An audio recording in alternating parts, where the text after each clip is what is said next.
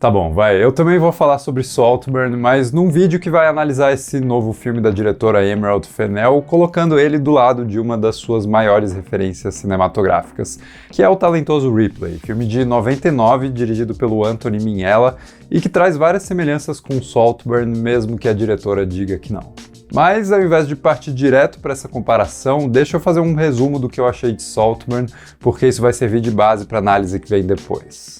Bom, direto ao ponto, eu não acho esse filme espetacular. Eu não achei que ele é uma obra-prima, um filme do ano, né, nem nada do tipo, mas eu também não acho que ele seja uma desgraça ofensiva que amaldiçoa aqueles que o assistem, né? Não é um filme terrível e existem sim várias coisas que me interessaram bastante aqui. Por exemplo, de cara, o visual de Saltburn é um deleite para os olhos, né? A direção de fotografia do Linus Sandgren, que trabalhou em Babilônia, é um dos elementos mais fortes do filme. Ela traz um senso de personalidade bem distinta para a mansão da família que o protagonista, o Oliver, passa a frequentar nessa jornada aí de se infiltrar numa classe muito superior à dele, lentamente desestabilizando a ordem social desse lugar. E nesse sentido, a fotografia usa vários recursos criativos e estilizados para evocar um senso de inquietude meio sobrenatural. Sei lá, usando cores fortes e muita neblina, a presença do Oliver parece trazer essa aura hipnótica que acompanha muitas figuras sinistras da literatura gótica. Tipo, é impossível não pensar no Drácula atraindo a Lucy para fora dos seus aposentos e se alimentando dela nos jardins meio labirínticos da propriedade, né? Assim como o Oliver faz na cena em que ele se encontra com a Venetia e, num diálogo mais óbvio do que necessário, ele diz que ele é um vampiro e chupa o sangue dela, digamos assim. Existe uma criação de clima, de atmosfera, que funciona muito bem em Saltburn, né? Enquanto as atuações me pareceram um pouco mais inconstantes. Eu acho que todos os atores ali são muito talentosos, mas a direção da Emerald Fennell não consegue exatamente conciliar o nível de caricatura dos personagens que fazem parte dessa história. Eu sei que muita gente tem elogiado o Richard E. Grant e principalmente a Rosamund Pike no papel dos pais do Félix, interpretado pelo Jacob Elord, que é quem convida o Oliver para morar com eles por um tempo, né? Mas esse casal parece que tá num filme um pouco diferente. Sei lá, eles parecem pertencer a uma sátira mais autoproclamada, mais escrachada, mais direta, né? Enquanto a outra parte do elenco leva a coisa um pouco mais a sério, e o resultado é uma discrepância de tom e de proposta que revela uma ambição talvez grande demais por parte da diretora. A vontade dela de costurar gêneros demais, de abranger mais temas do que a história conseguiria aguentar, ou mesmo precisaria aguentar, né? É quase como se a Emerald Fennell se sentisse obrigada a dobrar a aposta de Bela Vingança, o seu filme anterior, que eu gosto mais, inclusive, né? E lotasse Saltburn com o máximo possível de elementos arrojados e subversivos para manter uma certa marca que se construiu ao redor do seu nome enquanto diretora. Esse é um filme que quer falar sobre luta de classes, mas também sobre obsessão sexual voyeurística, mas também da efemeridade da juventude e as pulsões que movem essa fase da vida. E não é que um filme não consiga abraçar tudo isso, mas na minha opinião, Saltburn acaba perdendo um pouco o foco e virando um filme cujo todo nunca é tão bom quanto as várias partes eficientes que se sobressaem aqui e ali. Em resumo, para mim o filme fica preso nesse meio termo. Visualmente ele é muito instigante, mas eu não consegui me conectar com a história sendo contada. Eu não consegui nem torcer contra e nem a favor do protagonista e dos seus objetivos. Diferente do talentoso Ripley, e aí para entrar nessa parte do vídeo vale aquele aviso de spoilers, né? Se você não viu, assiste lá os dois filmes e depois volta para cá.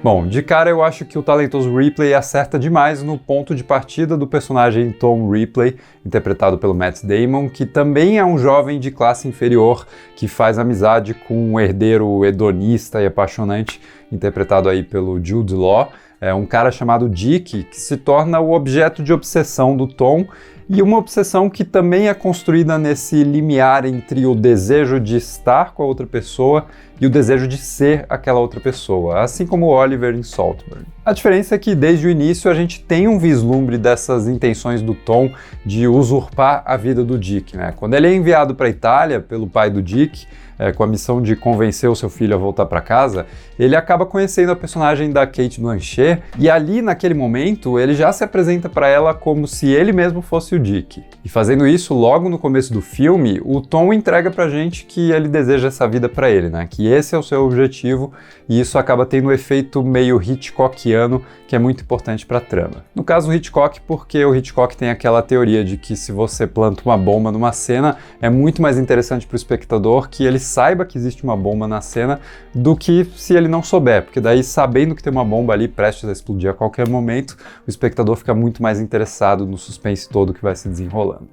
E aí, no caso do talentoso Ripley, o desenrolar da história se torna muito mais sobre como ele vai fazer o que a gente já sabe que ele quer fazer, do que tentar descobrir o que se passa na cabeça do cara, como é o caso de Saltburn, que vai se apoiando nesse mistério das intenções do personagem, né? Que não é tão imprevisível quanto o roteiro acha que é, para daí no final o filme jogar na nossa cara aquela montagem bem Christopher Nolan, que parece desenhar pra gente o plano maligno do Oliver desde o início. E aqui vale comentar a atuação específica dos protagonistas de ambos os filmes, né? O Matt Damon e o Barry Keoghan interpretando duas figuras inteligentes, manipuladoras, que vão desarmando as várias pessoas dessa alta sociedade aí, com o seu jeito educado, o seu jeito simpático, né? Mas que escondem um lado sinistro por baixo disso tudo.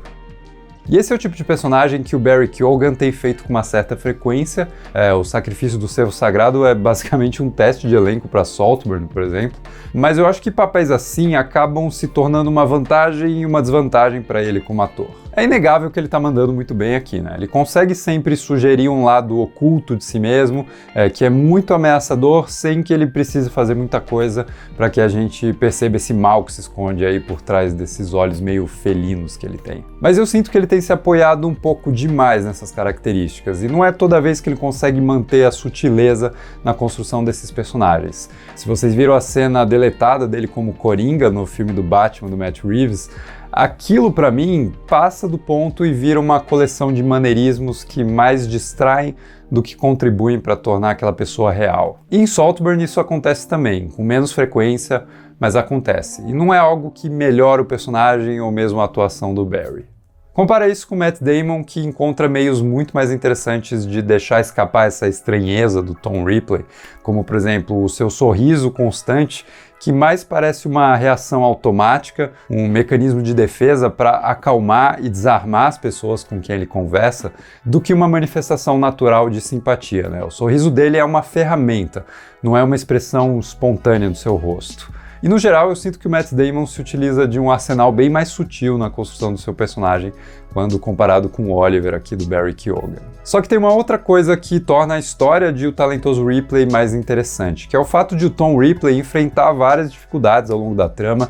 As coisas nunca acontecem com facilidade para ele, né? Pelo contrário, a cada momento parece que ele tá a um único deslize de ser pego em flagra nas suas mentiras, nas suas enganações, e isso acaba criando uma certa empatia entre a gente e o personagem. Sei lá, a gente costuma torcer para aqueles que estão em desvantagem nas histórias, e isso acontece o tempo todo com o Tom Ripley. E mesmo que não seja afinidade que existe entre nós e ele, pelo menos surge um certo interesse de ver o cara ser bem sucedido, né? Que seja só pela curiosidade de descobrir como ele vai driblar os desafios que vão aparecendo.